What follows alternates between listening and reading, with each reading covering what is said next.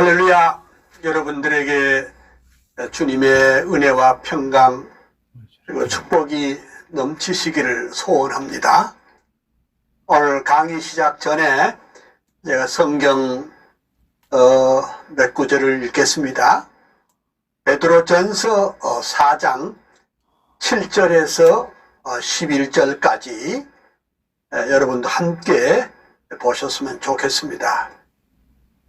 만물의 마지막이 가까웠으니 그러므로 너희는 정신을 차리고 근신하여 기도하라. 무엇보다 열심으로 서로 사랑할지니 사랑은 허다한 죄를 덮느니라. 서로 대접하기를 원망 없이 하고 각각 은사를 받은 대로 하나님의 은혜를 맡은 선한 청지기 같이 서로 봉사하라.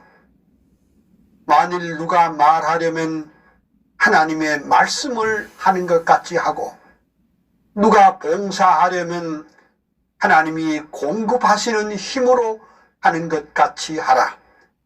이는 범사에 예수 그리스도로 말미암아 하나님이 영광을 받으시기에 지게 하려 함이니 그에게 영광과 권능이 세세토록 있느니라. 아멘. 제가 오늘 왜 이 본문 강의에 앞서서 이 베드로전서 4장 7절에서 11절을 읽는고 하니 이 말씀은 1938년쯤 됐을 겁니다. 일제가 교회를 탄압하고 그리고 신사참배를 반대하는 목사님들을 잡아들여서 감옥에 집어넣을 때 바로 맨 처음 걸린 분이 바로 주기철 목사님이셨습니다. 그래 주 목사님이 이제 감옥에 가실 거를 미리 예견하시고 베드로전서 4장 7절에서 11절까지를 그것을 당신 자신이 주기철 목사님이 친필로 그 병풍을 만들었습니다. 그것이 오늘 제가 읽은 이 베드로전서 4장 7절에서 11절까지입니다. 그러니까 참 공권력이 참 신앙을 성경적 신앙 즉 우상 앞에는 절대로 절할 수 없고 신사참배를 할 수 없다는 우리 주기철 목사님의 그 확실한 그런 선언 때문에 이제 감옥에 갇히게 됐는데 그때 쓴 마지막 것이 지금 여러분 잘 배실는지는 모르겠습니다만은 이것이 주기철 목사님의 마지막 언고입니다. 근데 아쉽게도 제가 36년 전에 이것을 구입을 해서 학교에 아껴두었는데 아쉽게도 이 병풍은 거의 마모가 돼서, 아니 누가 고의적으로 훼손시켜서 그 8폭 병풍 가운데 3폭이 없어졌습니다. 근데 제가 36년 전에 이것을 구입할 때 제가 사진을 찍어 놨습니다. 여기 보면은 여러분이 보시기에 오른쪽입니까 왼쪽에 찬정현 교회 주기철 목사 이렇게 됐습니다. 그러니까 주기철 목사님은 당신 자신이 처한 그 공권력이 서서히 그 박해가 조여올 때 이 본문을 생각하신 것입니다. 만물의 마지막이 가까웠으니 그러므로 정신을 차리고 근신하여 깨어서 기도하라는 그 말씀이 가슴에 와 닿았고, 마지막 11절 결국은 영광과 존귀와 찬양이 여호와 하나님께 세세 있어야 한다는 그런 확신을 가지고 있다가 드디어 감옥에 가셨습니다. 오늘 사실은 제가 오늘 이 강의하기 전에 이걸 묵상하면서 오늘의 우리의 상황도 오버랩 되는 것 같아서 제가 먼저 이 말씀을 묵상하는 것입니다. 잘 들어두세요. 베드로전서 4장 7절에서 11절까지는 순교자 주기철 목사님의 마지막 쓰신 유필이라는 사실을 여러분이 기억해 주시기를 바랍니다. 오늘 또 우리가 만물의 마지막이 가까웠는데 정신을 차리고 우리 한국교회가 기도해야 하겠고, 그러나 궁극적으로 하나님이 영광을 거두실 것이라고 우리는 확신에 나지 않습니다. 감사합니다. 이제 강의를 시작을 할 때인데, 우리 지난주까지 이런 얘기를 제가 했습니다. 결국은 우리의 어떤 사람이 말하기를 신앙은 우리가 그냥 꽉꽉 믿으면 되는 거 아니냐, 이런 식으로 생각하는 사람들이 많이 있는데, 근데 신앙은 성경대로 바로 믿어야 되겠죠. 교리대로 바로 믿어야 되겠죠. 그래서 그러면 그리 하려면 무슨 어떤 잣대가 있어야 되겠냐. 그것은 500년 전에 우리 칼빈 목사님이 쓰신 위대한 저술 가운데 특별히 기독교 강요를 우리가 잘 알아야 된다고 제가 여러 번 힘주어 말을 했는데, 지난주까지 핵심이 뭐냐 하면 이거였습니다. 그러면 기독교 강요는 1559년에 완성이 됐는데 1536년에 첫 번 초판이 나왔고, 그것을 계속 여러 번 증보 보완을 하다가, 그리고 1559년에 완성판이 나왔는데, 그 완성판은 이제 1권, 2권, 3권, 4권 이렇게 되었습니다. 그래서 이제 1권, 2권에서 우리가 본 게 뭐냐? 하나님은 어떤 분이냐? 창조주 하나님께 대한 것을 말씀했고, 그러면 성경이 뭐냐? 이게 제일 중요한 게 하나님의 말씀을 바로 깨우쳐야 된다. 그 다음에 뭐 창조와 섭리 이걸 말씀했고, 또 이제 그 2권에는 우리의 구속주 하나님, 구속주 하나님은 바로 우리의 중보자이시고 또 우리의 제사장직 그리고 왕직 선지자직을 함께 하신 바로 예수 그리스도가 우리의 구주라는 것을 말씀드렸고, 그래 이제 인간이 허물과 죄로 말미암아 완전히 전적으로 타락했기 때문에 그리스도 없이는 우리는 하나님 앞에 나아갈 수 없다는 것을 지난 주 수요일까지 말씀을 드렸는데, 오늘은 그 다음으로 제3권을 한번 보겠습니다. 여러분들이 보시고 계시는 칼빈의 기독교 강요는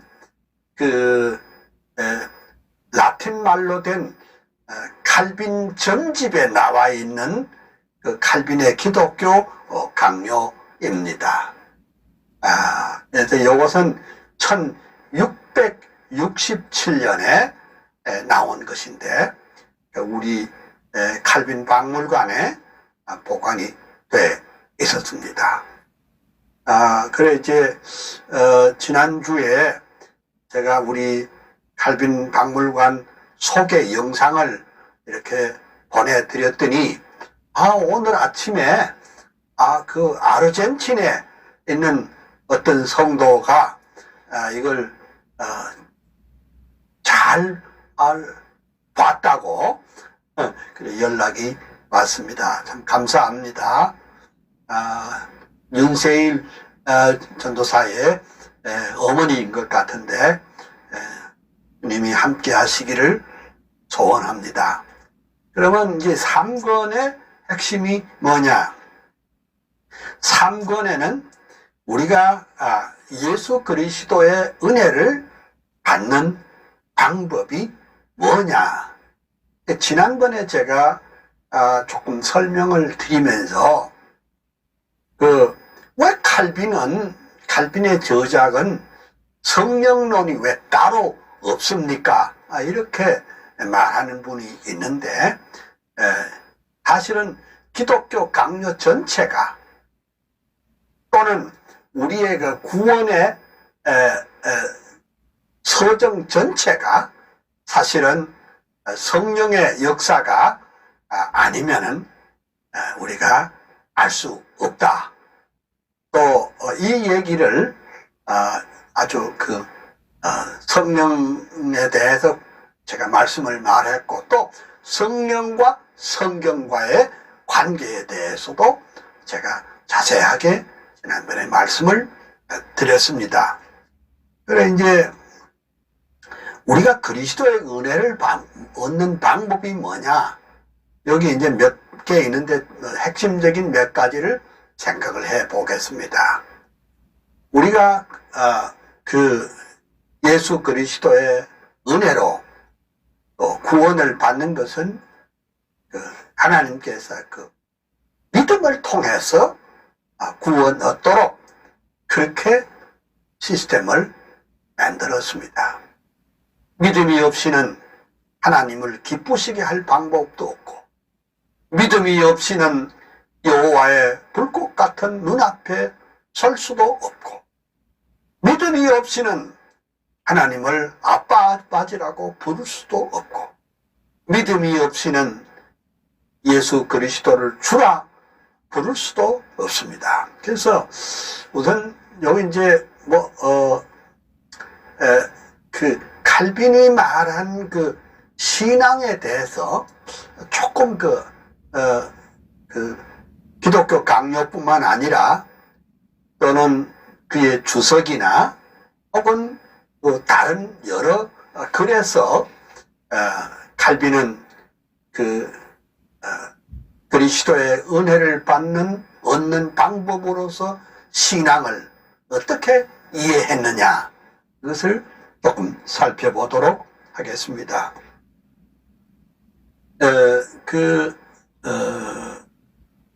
칼빈이 쓴 여러 가지 논문들 가운데 소신앙 고백이라는 거지, 그 논문이 있어요. 소신앙 고백이라는 논문. 132페이지에 이런 얘기를 썼습니다. 잘 들어두세요. 우리는 하나님의 영을 통해서만 믿음을 얻으며, 하나님의 영이 뭡니까? 하나님의 영은 곧 성령이겠죠. 성령을 통해서만 믿음을 얻으며, 그래서 그것은 택하신 자들에게만 주시는 특별한 선물이다. 믿음은 택하신 백성들에게 주시는 특별한 선물이다. 이렇게 말했습니다. 그러니까 요 한 센텐스 안에 칼빈이 사실은 모든 것을 이렇게 집약적으로 말씀한 것 같습니다. 그 다음에 이제 칼빈 목사님이 1542년 불란서 개혁교회 신앙 고백이라는 논문을 썼습니다. 불란서 개혁교회 신앙 고백이라는 논문을 썼는데, 거기 146페이지에 뭐라고 그랬느냐 하면은, 신앙은, 즉 믿음은 우리를 하나님께로 인도하는 문을 여는 열쇠다, 키라고 했습니다. 와, 아주 우리가 정말 알아듣기 쉽게 명쾌하게 우리에게 말씀하신 것 같습니다. 신앙은 우리를 하나님께로 인도하는 문을 여는 열쇠다. 그러니까 믿음이 없이는 하나님께 나아갈 수 없다는 것이죠. 근데 여기서 우리가 잠깐 제가 짚고 넘어갈 게 하나 있습니다. 이제 사실은 칼빈은 원래 태생이 불란서 사람 아닙니까? 그죠? 예? 불란서 동북 쪽에서 지금으로 하면 아주 전속력을 내서 1시간 정도 동북쪽으로 올라가면 노아온이라는 거기서 태어났지 않습니까? 근데 칼빈은 사실 불란서 사람이지만은 불란서 개혁교회를 말하자면 절대적인 영향을 끼쳤지만은 칼빈은 불란서에서 쫓겨난 사람입니다. 축출되었습니다. 우리 예수님도 그 선지자가 고향에는 참 제대로 대우를 못 받는다고 한 것처럼, 칼빈은 오히려 고국에서는 체포령이 내가지고 제네바로 도피했습니다. 근데 제네바로 도피했지만은 남아있는 칼빈의 신앙을 따르려는 사람들이 많이 있었습니다. 우리가 그 사람들을 가르쳐서 유구노파라고 그렇게 말을 합니다. 유구노파. 근데 참 우리가 역사적 사실이 다 있습니다만은 1572년에 소위 성 바돌로움의 축제일에 아이고 유구노파 성도들을 밤에 다 불러 모아가지고 그날 유군호파의 수장인 콜리니 장군, 콜리니 제독, 콜리니 장로를 체포해가지고 이걸 칼로 가지고 배를 찢고 그 창자를 꺼내가지고 그 성당 그 창에다가 늘어뜨리고 형리들을 자극해서 아마 한 4,000명 정도는 그 자리에서 순교 당했습니다. 목이 잘리거나 그리고 배를 갈르거나. 그 후로 약 4, 5개월 동안 7만 명의 유군호파들이 순교의 잔을 마셨습니다. 그 배후에는 로마 캐톨릭의 도미니칸파와 제수잇파가 앞에서 이 천인 공로할 이런 짓을 했습니다. 그래 이제 유군호파가 다 이렇게 피난길에 올랐는데 그 유군호파가 피난길 간 게 스위스에 가서 말하자면 그 시계공들이 다 되고 이 유군호파가 유럽과 미국의 중소기업을 일으키는 위대한 일을 했습니다. 제가 왜 이런 말씀을 하는가 하니까 칼빈이 불란서 개혁교회 신앙 고백을 만들어는 불란서에는 칼빈을 축출하고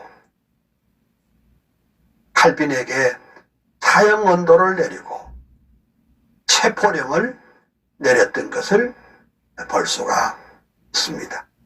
그러나 우리 찬송가에도 있죠. 이 풍랑 인하여 빨리 갑니다. 비록 칼빈은 자기 고국에서는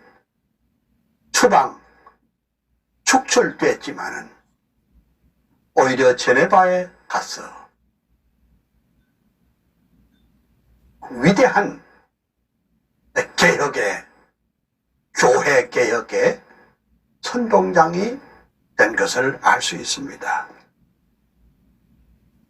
그 다음에 이제 다시 돌아와서 칼빈은 믿음을, 신앙을 어떻게 이해를 했느냐.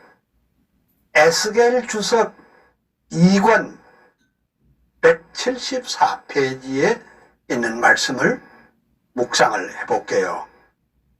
복음에는 회개와 믿음 외에는 아무것도 포함되지 않았다. 예. 복음에는 회개와 믿음 그것밖에는 포함되지 않았다. 난 늘 그런 생각을 합니다. 오늘 우리 한국교회가 너무나도 어지럽습니다. 목사님들이 회개를 말하지 않고 복음을 말하지 않고 그러니까 회개를 말하지 않으니 복음이 필요 없게 돼서 그래서 다 잘 먹고 잘 사는 행복 전도사들이 돼 있는데 참 아쉽습니다. 복음에는 회개와 믿음 외에는 아무것도 포함되지 않는다. 여러분 그거 아세요? 산부인과가 하면 어찌 됩니까? 산부인과가 조용하면 어떻게 됩니까? 그 산부인과는 곧 문을 닫습니다. 산부인과는 산모의 진통 소리가 하고 날 거지, 그렇죠? 응? 나는 우리 두 아이들 날 때 내가 다 우리 사모 옆에서 다 있었거든요. 그 진통. 그 다음에 또 아이 울음소리가, 신생아의 울음소리가 하고 나오죠. 그렇죠? 그리고 그것을 지켜보던 할머니가 어때? 박수 치고 그 괌 치고 어쩔 줄 모르는 거죠. 그러니까 산모의 진통 소리, 아기의 울음소리, 할머니의 그 환호 소리, 그것이 어우러진 것이 그것이 뭐요? 산부인과 아닙니까? 나는 가끔 설교할 때 그런 말을 씁니다. 교회는 산부인과 같다. 죄를 회개하는 통회 소리가 있어야 돼요. 구속받음으로 말미암아 구원의 감격과 환희가 넘치는 그런 교회가 참된 교회요, 살아있는 교회인 줄 믿습니다. 그래서 다시 칼빈에 보면 복음이 뭐냐? 회개와 믿음이 그것이 복음이다. 이렇게 아주 명쾌하게 말씀을 했습니다. 그 다음에 칼빈의 논문 가운데 또 이런 말이 있네요. 교회 개혁의 참된 방법이라는 논문이 하나 있는데 그게 뭐라고 되어 있느냐? 신앙은 영혼의 부활이다. 잘 들어두세요. 신앙은 영혼의 부활과 같다. 우리가 죽은 다음에 육체적 부활을 우리가 믿습니다. 근데 우리가 그 믿음이 신앙은 내 영혼이 다시 살아나는 그런 것과 같다. 이렇게 말했습니다. 그 다음에 칼빈 목사님이 쓰신 요한복음 주석 제1권 43페이지에 또 이런 말이 있습니다. 신앙이란 우리 자신에게서 나오지 않고 영적 중생의 열매이다. 영적 중생의 열매가 곧 신앙이다. 또 신앙이 영적 중생으로 간다. 이런 말을 했습니다. 그 다음에 이제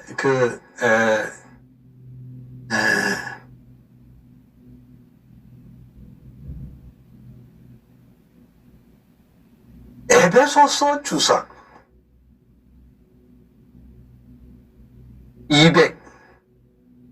262페이지에 뭐라고 그랬느냐? 참된 신앙이란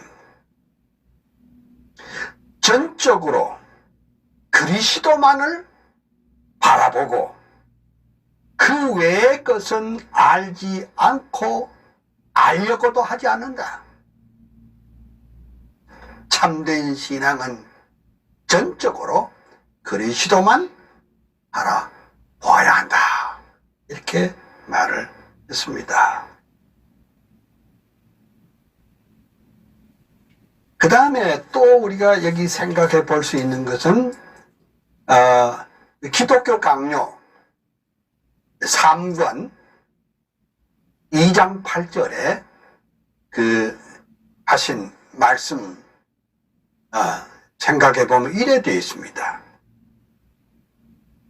우리가 하나님의 말씀에 대한 동의는 두뇌보다 가슴, 지성보다는 감성에 속한다.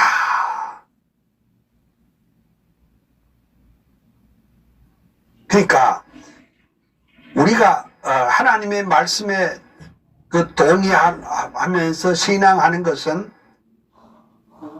지성보다는 감성에 속한다. 어떤 사람은요, 그냥 요 머리로만 믿는 사람이 있어요. 아, 그렇다. 머리로만 믿는 것이 아니라 오히려 가슴으로 믿어야 됩니다. 그러니까 머리와 가슴을 동시적으로 생명의 복음을, 하나님의 말씀을 받아야 된다고 그렇게 말했습니다. 그래서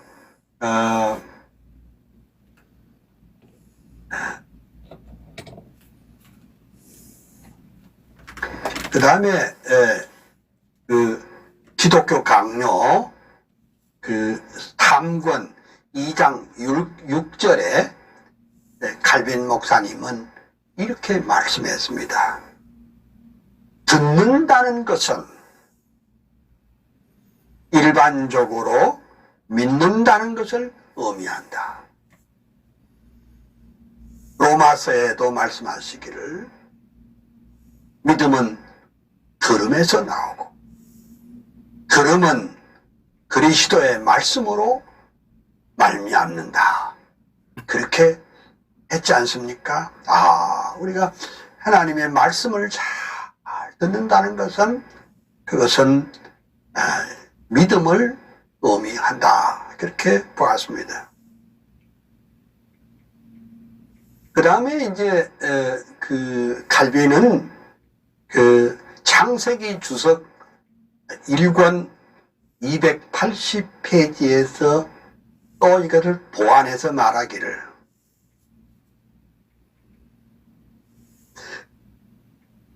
거룩은 믿음으로 순종함으로 얻어지는 결과이다. 거룩은 믿음으로 순종함으로 생기는 결과이다. 이렇게 말을 했습니다. 그러니까 무슨 중세의 어떤 수도사들은 자기 몸을 괴롭히면서 극기를 통해서 이렇게 거룩해진다고 생각했지만은 참 거룩이란 뭐냐? 그리스도를 믿음으로 순종하는 것이 그것이 결과적으로 거룩을 맺는다. 그런 말씀을 했습니다. 그 다음에 이제 칼빈 목사님이 하신 말씀 가운데 이사야 주석 제4권 주석, 그러니까 주석이 책이 이제 여러 권 있다 이 말이에요. 그 이사야 주석 4권 390페이지에 뭐라고 그랬느냐? 신앙이 없으면 순종이 없고 말씀이 없으면 신앙이 없다.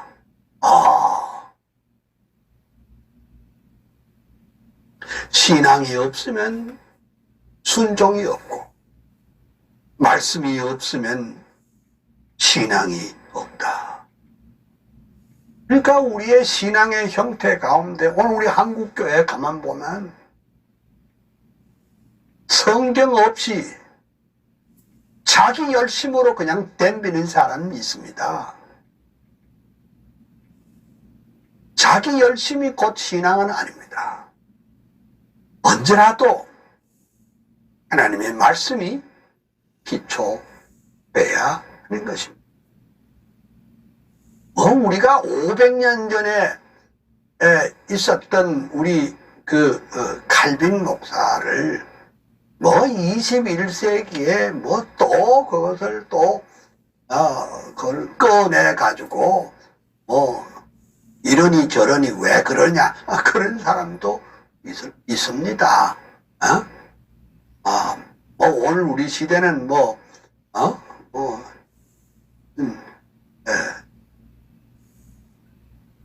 디지털 시대요, AI 시대요, 무슨 시대요, 무슨 시대이기 때문에, 이성의 시대이기 때문에, 어쩌고, 이런 말을 하는 사람이 많이 있는데, 말씀을 몰라가지고서는 참된 신앙의 자리에 이를 수 없다는 것입니다. 또 칼빈 목사님은 요나서 주석의 257페이지에 말하기를 신앙이 말씀에 기초를 둔 것 같이 순종은 믿음에 기초를 둔다. 서로 상관관계가 있단 말이죠. 신앙은 말씀에 기초를 두고 순종은 믿음에 기초를 둔다. 그 다음에 데살로니가 전후서 354페이지도 그런 말을 했어요. 믿음과 사랑은 경건의 총체다. 그리 말했습니다. 또 고린도전서 주석 101페이지에 이렇게 말했습니다. 사람을 신뢰하지 않고 하나님만 의지하는 것이 신앙의 재산이다. 그렇게 말했습니다. 그러니까 칼빈 내 기독교 강론은 말할 것도 없고 그의 주석 설교집은 사람을 신뢰하지 않고 하나님만 의지하는 것이 신앙의 재산이다.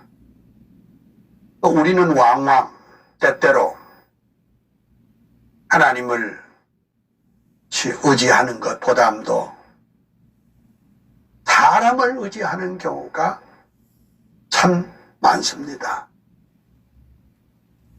그런데 사람을 의지하는 것은, 사람을 믿는 것은 10번, 100번 다 실패하는 것입니다. 그러면 이제 칼빈 목사님이 또 그 말씀과 신앙에 대한 관계를 좀 구체적으로 얘기한 것을 좀 생각을 해 보겠습니다. 기독교 강요, 우리가 지금 하고 있는 기독교 강요 3권 2장 6절에 이래 되어 있습니다. 말씀을 제지하면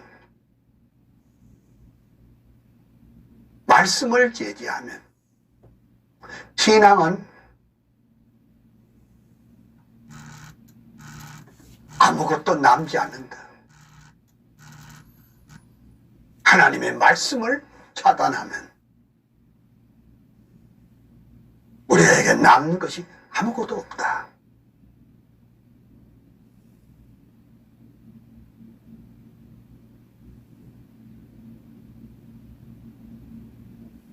히브리서 주석 282페이지에도 같은 말을 했습니다. 잘 들어서 아주 중요합니다. 하나님의 말씀이 없으면 신앙도 없다. 말씀 없으면 신앙 없다. 내가 전전 주간에 말씀을 했죠. 우리가 왜 칼빈의 신학, 칼빈주의 신학이 우리의 그 공부하는 핵심이 되느냐. 우리는 칼빈의 인품과 칼빈의 인격을 믿는 게 아니고, 칼빈이 하나님의 말씀에 대한 그 충실성 때문에 우리는 오늘 21세기의 이 시기에 또 칼빈의 신학과 신앙이 가장 건전하고 위대한 개혁주의 신앙이라는 것을 확실히 붙잡게 되는 것입니다. 그런데는 종교다원주의 시대가 됐기 때문에 저 에큐메니칼 운동을 통한 종교다원주의는 로마 캐토릭이 중심이 돼가지고 이 기독교 안에 그 자유주의자들과 함께 이렇게 서로 힘을 합해서 세상에 있는 모든 종교들은 다 똑같다. 이런 종교다원주의 사상을 갖고 있는데, 이거는 딴 게 아니고 하나님의 말씀, 곧 성경을 하나님의 말씀으로 취급하지 않는다는 말이죠. 그러면 성경 없는 기독교는 가짜지요. 성경 없는 기독교는 이단이죠. 성경 없는 기독교는 자유주의 신학입니다. 성경 없는 그런 성도는 그것은 참 성도가 아니죠. 하나님의 말씀 없는 목사는 그것도 가짜 목사라고 할 수 있지 않겠습니까?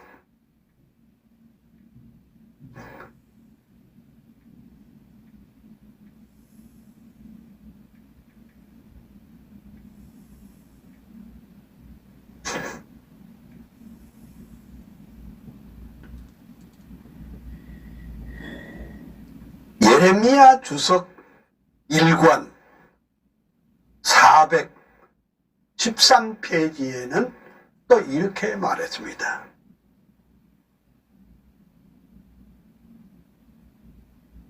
기독교는 특별히 신앙의 기초를 두고 또 신앙은 하나님의 말씀에 기초를 둔다.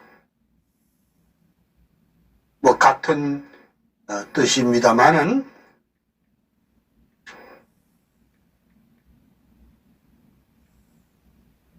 이사야 주석에 보니 이사야 주석 3권 331페이지에 뭐라 그랬느냐. 하나님께서 그의 말씀이 경매를 받도록 하시는 것은 신앙을 위한 일종의 준비이다. 하나님의 말씀이 경매를 받도록 해야 된다. 요즘 그 자유주의자들은 흔히 말하기를 성경을 우상시하지 말아라. 아주 구호가 그래요. 그러니까 성경은 그냥 약간 그냥 맛본다. 요즘 우리 많은 목사님들 가운데는 설교할 때 성경을 그냥 옷걸이식으로 생각해요. 그냥 그 한 센텐스를 그냥 출발점으로 해서 자기 하고 싶은 말을 다 하는 겁니다. 그 목사가 자기 하고 싶은 걸 다 하는 것이 그것이 설교가 아니고 그것이 성경 해석도 아닙니다. 설교자는 성경에 매여 있어야 됩니다. 이건 나중에 칼빈의 설교론에 가서 제가 다시 구체적으로 말씀을 드리도록 하겠습니다. 그리고 이제 그 하박국서에 또 이런 말씀이 있거든요. 하박국 주석에 칼빈은 우리의 신앙은 사람들의 견해에 따라 움직이지 않고 하나님의 말씀에 의해서 유지가 된다. 그렇게 말씀을 했습니다. 그러니까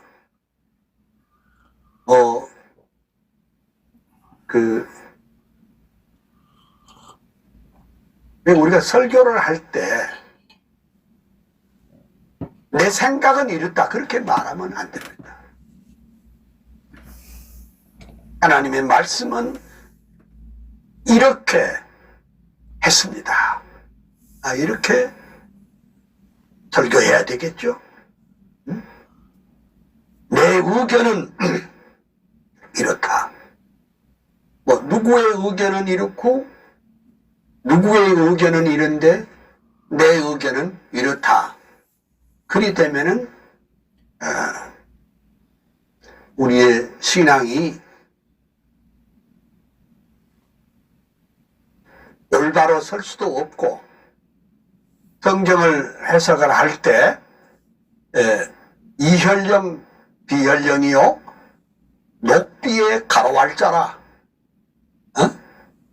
귀에 걸면 귀걸이요 코에 걸면 코걸이요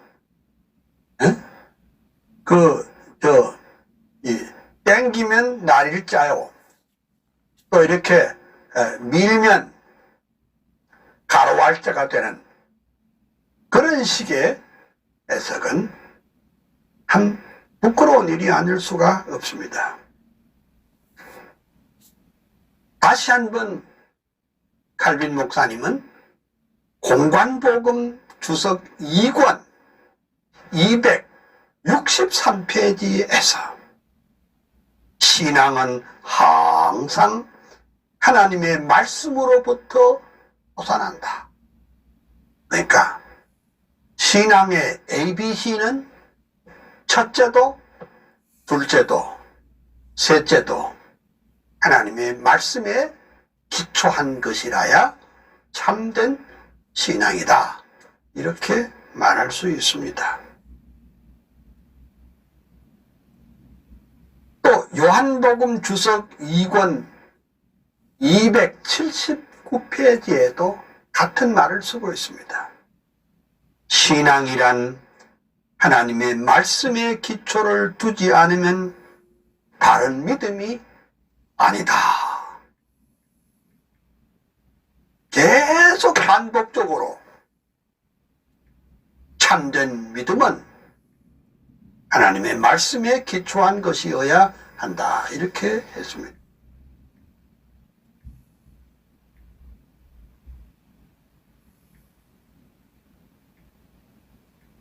골로새서 1장 29절에 목회 서신 주석 200페이지에도 그런 말씀을 했습니다. 신앙은 하나님의 능력을 말씀과 연결시킨다. 이렇게 말했습니다. 그 다음에 이제 우리가 조금 더 칼빈이 말한 그 신앙의 신앙과 그 약속들에 대해서 조금 더 생각을 해보죠.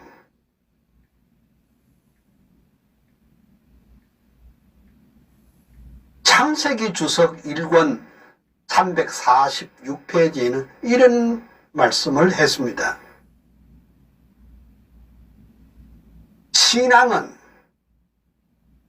하나님의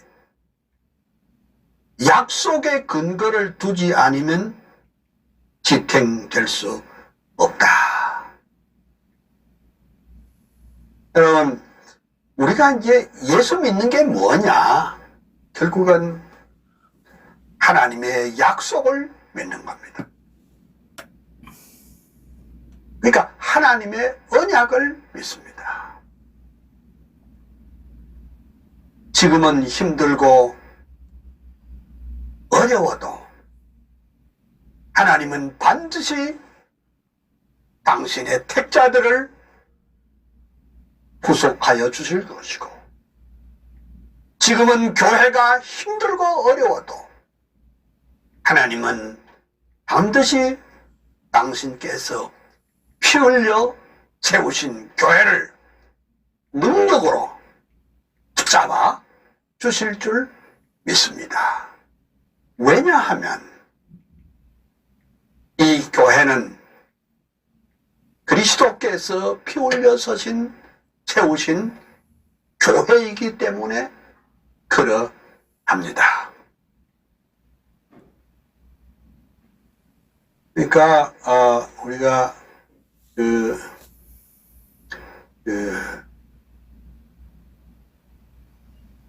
하나님은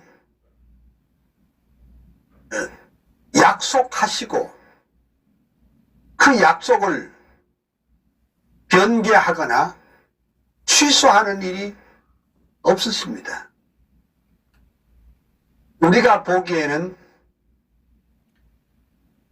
더디어 보이지만은 하나님 보시기에는 더딘 것이 아니라 속히 이루어 주실 줄 믿습니다. 우리가 하나님의 말씀을 믿는다. 하나님의 말씀을 믿는다는 그 말은 하나님의 언약을 믿는 것이고, 다시 말하자면 믿는 자에게 주시는 하나님의 은혜와 축복을 받아들이고 더딜지라도 기다리는 것이 믿음이 옳습니다.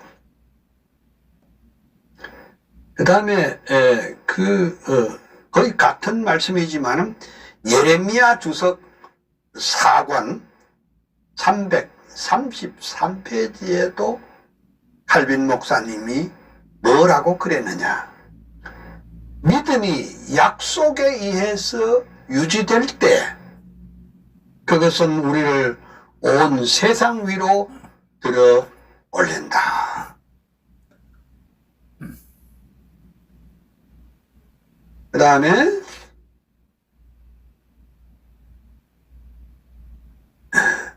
같은 뜻입니다. 사도행전 주석 1권 450페이지에도 신앙은 약속들에 의존한다. 공관복음 주석에는 126페이지는 우리의 신앙은 하나님의 약속에 응답한다. 그 다음에 또 이제 우리 신앙과 신앙의 확실성에 대해서 좀 알아보면 이렇습니다. 강한 그러니까 시편 주석 4권 363페이지 말입니다. 강한 신앙은 양심을 안정되게 하며 영을 힘있게 한다. 강한 신앙은 양심을 안정되게 한다. 우리 예수 믿는 사람 가운데 나는 교회는 안 나가지만은 나는 양심을 따라 산다. 그것만 안 되겠느냐? 그러나 성경은 그 참된 신앙, 강한 신앙이 양심을 양심되게 한다. 그 말이죠.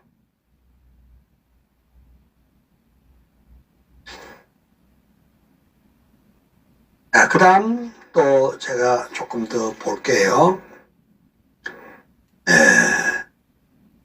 하박국 주석 175페이지에 칼빈은 그 신앙에 대해서 좀 더 말합니다. 믿음이 우리에게 가져다 주는 내적 기쁨은 모든 두려움을 극복할 수가 있다. 그러니까 우리 마음 가운데 불안, 초조, 절망이 있는 건 믿음이 없기 때문에 그러한 것이죠. 천지와 그 가운데 있는 만물을 만드신 하나님을 나의 하나님으로 믿고 허물과 죄로 죽었던 우리를 구속하여 주신 주 예수 그리스도를 믿을 때 우리 마음의 모든 두려움을 짓밟고 승리할 줄 믿습니다. 그런데 요즘요 우리 한국 교회가 무슨 상담학이라는 참 좋은 것인데 그 상담학이 성경적 상담학이 아니고 완전히 그 프로이드적인 그 프로이드적인 방법으로 거의 그 프로이드적인 방법으로 소위 심리 치료를 한다. 이게 그 한국 교회에 그냥 다 퍼져 있습니다. 이건 제 강의하고는 좀 관계없지만은 제가 이번에 실천신학 계론이라는 책을 40년 만에 다시 수정 정보 개작을 해서 곧 출판될 것 같습니다. 이건 40년 전에 나온 책으로서 벌써 40년 동안 20판이 나왔는데 이 실천신학도 그러니까 실천신학에 속한 과목이 목회학, 설교학, 기독교 교육학, 상담학, 선교학 등등 많은 그 과목들이 있는데 이것도 칼빈과 칼빈주의 시각에서 볼 줄 알아야 제대로 된 학문을 할 수 있다는 그겁니다. 40년 동안 제 책이 그렇게 많은 독자들이 있었습니다. 지금 방금 얘기를 하다가 딴 데로 흘렀는데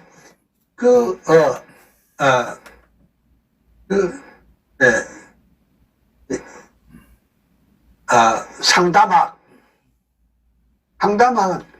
성경적인 상담학, 제이 아담스 같은 사람들이 성경적인 상담, 제이 아담스는 칼빈과 칼빈주의 신앙을 따르는 웨스트민스터 신학교 교수였습니다.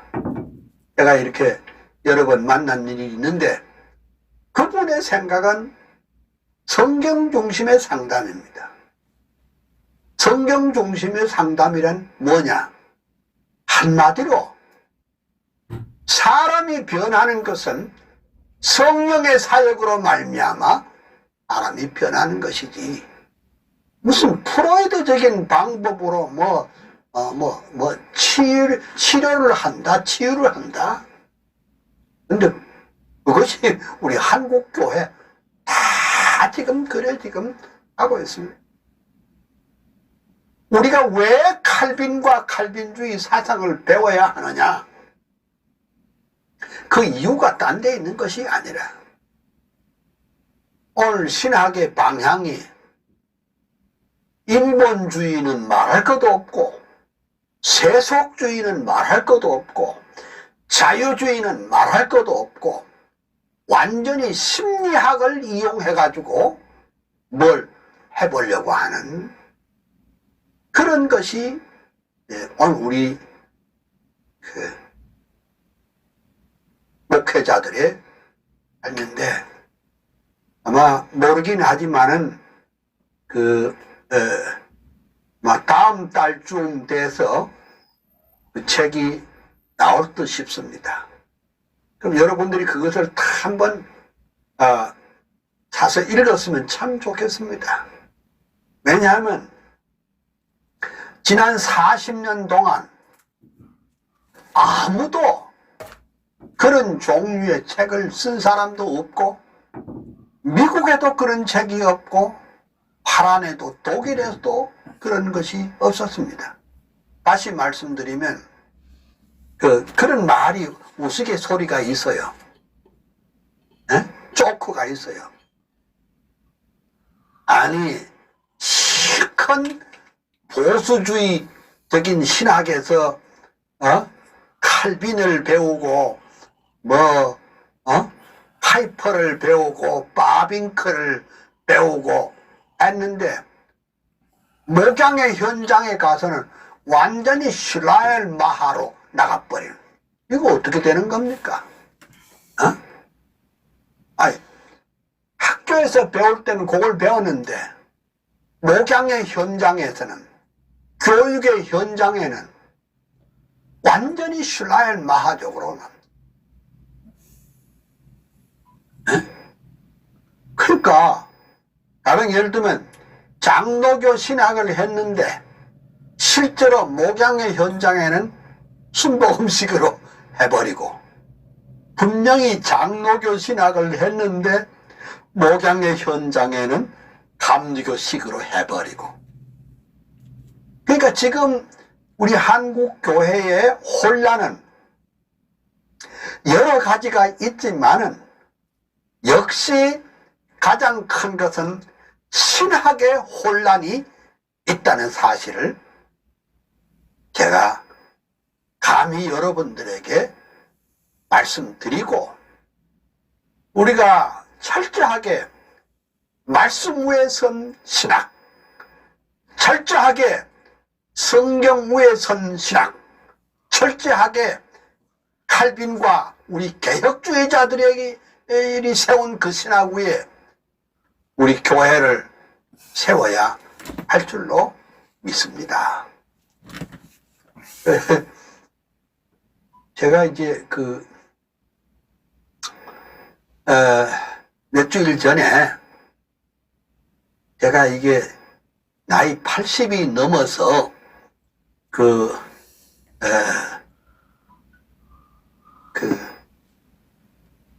뭐라 그러나, 그게 음악 CD를 냈다 그러나?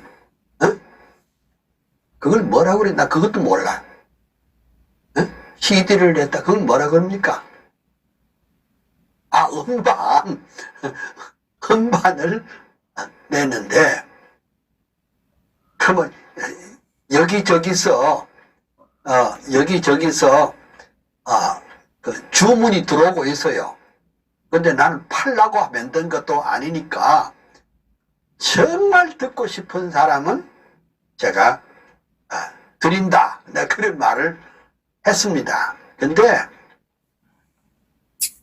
왜 나 같은 늙은 노인 목사가 왜 그렇게 음반을 왜 내느냐? 그 이유가 있습니다.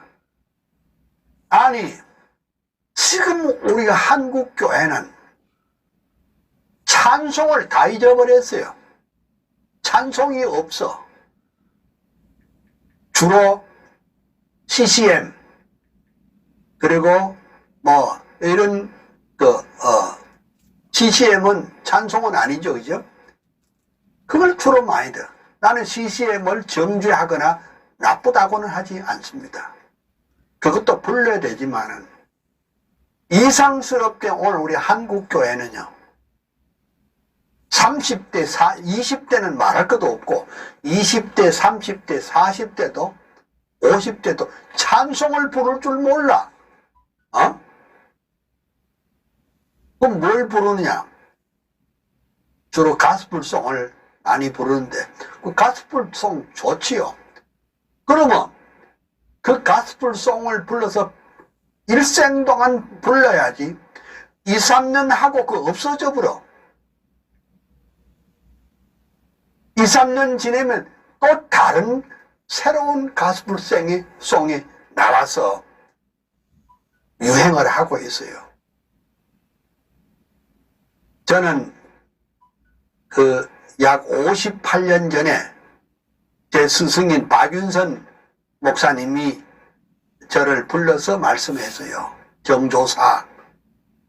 아이들의, 그때 내가 유년주일학교 전도사였는데, 정조사, 아이들에게 어린이 찬송을 가르치지 말고 장년 찬송가를 많이 가르치세요. 어린이들에게 장년 찬송을 한 100곡 정도 외우도록 해놓으면 일생 동안 신앙의 연속성을 가지고 아마 크게 그 신앙을 잘 지킬 겁니다. 옳으신 말씀인 것 같아요. 그래서 제가 이번에 낸 음반도 저는 무슨 찬송을 연습한 것도 아니고 그냥 유년주일학교 중고등부 시절, 그리고 목사로서 내가 금년에 목사 된 지가 52년 됐거든요. 그 52년 동안 즐겨 부르던 찬송을 한번 해본 거예요. 그러니까 음악적으로 평가하면 안 돼요. 아이고, 목사님의 찬송이 왜 반음이 왜 처졌냐? 왜 한 박자가 먼저 들어가느냐? 그렇게 평가하면 안 돼요. 저는 우리 한국교회가 너무나도 이런 찬송을 잊어버리고 가는, 그러니까 찬송 잊어버리지, 찬송 잊어버리지, 성경 잃어버리지, 그냥 자기 감정에서 그냥 춤추고 놀고, 이게 무슨 우리 개혁교회입니까? 난 거기에 대한 약간의 도전적인 마음도 좀 있었어. 내가 이제 나이 80이면 호흡도 잘 안 되고 좀 그런 형국이지만은 내가 좀 했습니다. 내가 이 말을 하는 것은 참 오늘 우리 한국 교회가 리포메이션, 종교개혁, 교회개혁에서부터 500년 동안 우리에게 몇 년이 내려온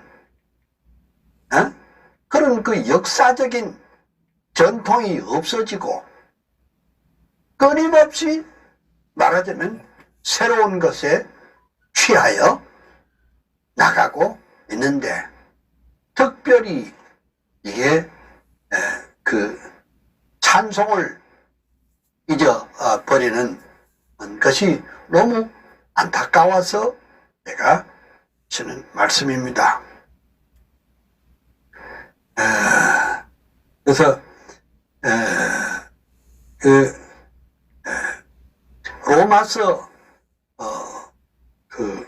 10장 17절에 보니, 로마서 10장 17절에 보니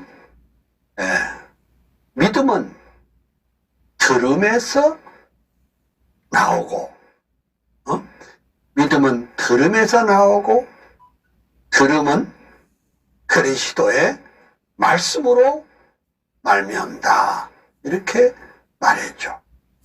로마서 10장 17절에 믿음은 들음에서 나오고,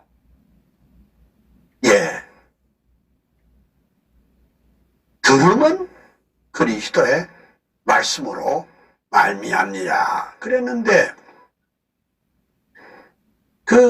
칼빈은 그 믿음의 확신은 성경의 인치심과 보증에서 나온다. 그러니까 우리 믿음이 뭐냐?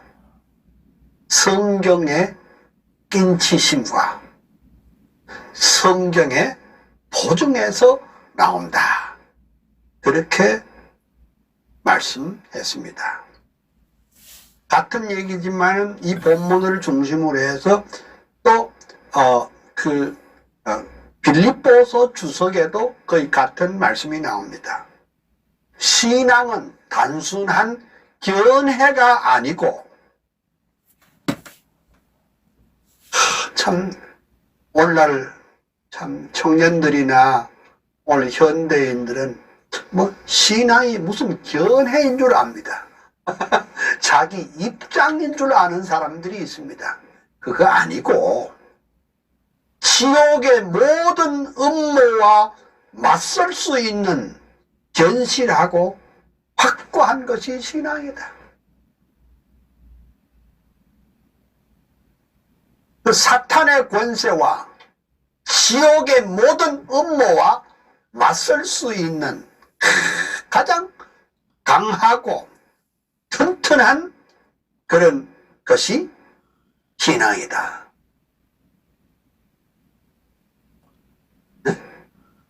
뭐 신앙을 무슨 입장 정도로 아는 사람들이 너무 많아요. 참 우리 한국교회가 정말 혼란스럽습니다. 뭐 중대소 교회 성도들과 뭐 다 똑같이 정말 그 신앙이 하나님의 말씀에 좀 더 고아지고 말씀에 붙들린 그런 알짜배기 신앙을 가지고 살아야지, 너무 대충 대강 그냥 무슨 견해나 입장이 신앙인 줄 아는 사람들이 너무 많습니다. 칼빈 목사님이 말씀한 대로 지옥의 모든 권세를, 음모를 쓰러뜨릴 수 있는 그 강력한 힘이 바로 믿음이지. 그러니까 성경에 대한 확실성도 없고 믿음에 대한 확실성도 없으니 한국교회가 이렇게 지금 어지럽습니다. 제가 48년 전에 네덜란드 화란에 유학을 갔을 때 그 교회를 잘 봤습니다. 그 교회는요, 아니 모든 개혁교회는 다 그렇습니다만은 그 화란 개혁교회는 하이델버그 캐리키즘을, 하이델버그 요리 문답을 사용을 합니다. 그런데 목사님들은 주일 오후 예배 설교는 전부 다 하이델베르크 캐티키즘을 강해 설교를 합니다. 그런데 유아 세례를 받고 입교 교인이 되기까지 이 캐티키즘 교육을 얼마나 받느냐? 6년 동안을 받으면 비로소 입교 교인이 될 수 있고, 그 입교 교인이 되는 날 그 교회 잔치를 벌이는 것을 제가 봤습니다. 아니, 우리 한국 교회는 너무 빠겐셀, 싸구려야. 너무 싸구려야. 학습 세례 받는 거 너무 싸구려라 봐. 그냥 억지로 그냥 그저 믿는다고 하시오. 그만 됐구만. 이래가지고 그냥 세례 주고 2, 3년 되면 또 집사되고 또 여러 해 되면 또 뭐입니까? 장로되고 성경도 모르지, 교리도 모르지, 성경도 모르고 교리도 모르고 믿음이 뭔지도 모르고 직분자가 자꾸 늘어가는 것. 이것이 정상이냐 말이에요. 이렇게 되는 게 다 번영신학에 물이 들어가지고 수단 방법을 가르치지 않고 말씀을 바로 선포하는 일 없이 교회 외곽 껍데기만 부흥시키면 된다는 이런 일이 한국 교회에 지금 현재 우리의 주소이고 우리의 모습입니다.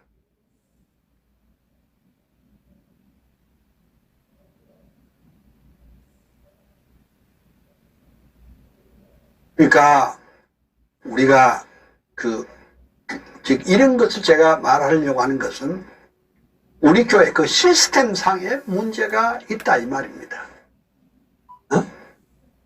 하라는 하이델베르크 캐티키즘을 6년 가르쳐서 입교 교인이 되는데 더군다나 우리가 지금 이제 소요리 문답이 있지만 소요리 문답은 영국에서 애들 교육입니다. 아이들. 근데 대요리 문답은 그거 장년 요리문 따로 있습니다. 한국교회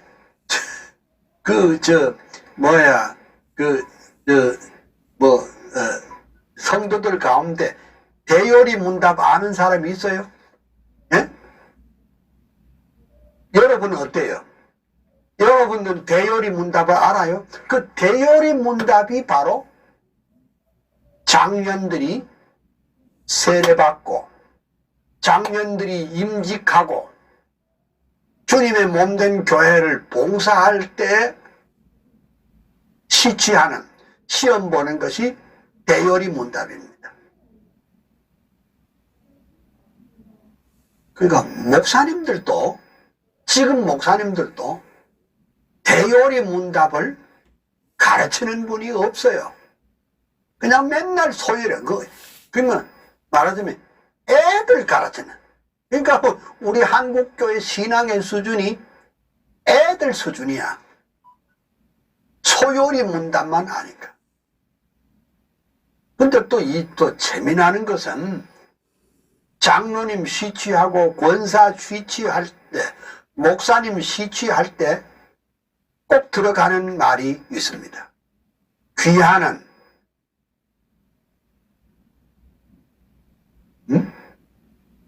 웨스트민스터 신앙 고백과 대소요리 문답을 믿나뇨?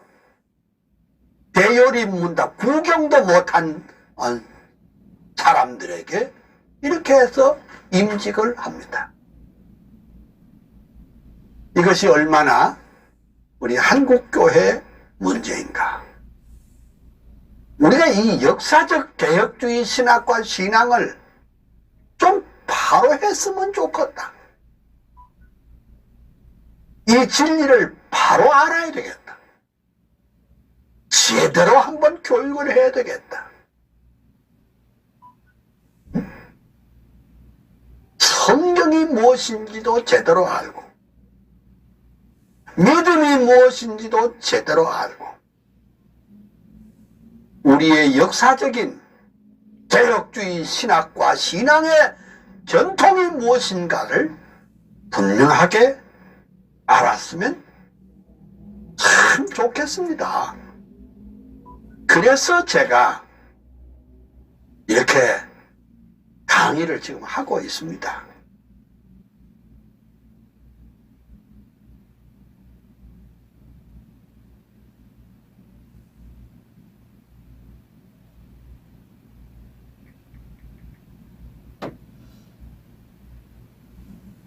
한 두어 개만 더 하고 일단 이제 그 칼빈의 그 신앙에 대해서 조금 제가 말씀하고 끝내겠습니다. 예레미야 주석 336페이지에 그 칼빈은 이런 말을 했습니다. 겸손은 신앙을 위한 최선의 준비다. 그러니까 겸손 자체는 신앙은 아니지만은 겸손은 신앙을 위한 최선의 준비다. 그러니까 겸손한 자에게 하나님이 은혜를 주시겠죠. 그 다음에 이사야 주석에도 이런 말씀이 있습니다. 신앙의 시작은 겸손이고 겸손에 의하여 우리는 우리의 감각을 하나님께 예속시킬 수가 있다. 오늘 여기까지만 하겠습니다. 칼빈의 작품 가운데 최고는 1536년에 쓴 기독교 강요입니다. 이 기독교 강요는 25살부터 쓰기 시작해서 27살 나이에 1536년에 출판한 이 위대한 성경 진리를 체계화한 이 기독교 강요를 지금 우리가 좀 맛보고 있는 것입니다. 감사합니다. 오늘도 여러분들에게 주님의 은혜와 평강 그리고 축복이 넘치시기를 소원합니다. 감사합니다. 내일 뵙겠습니다.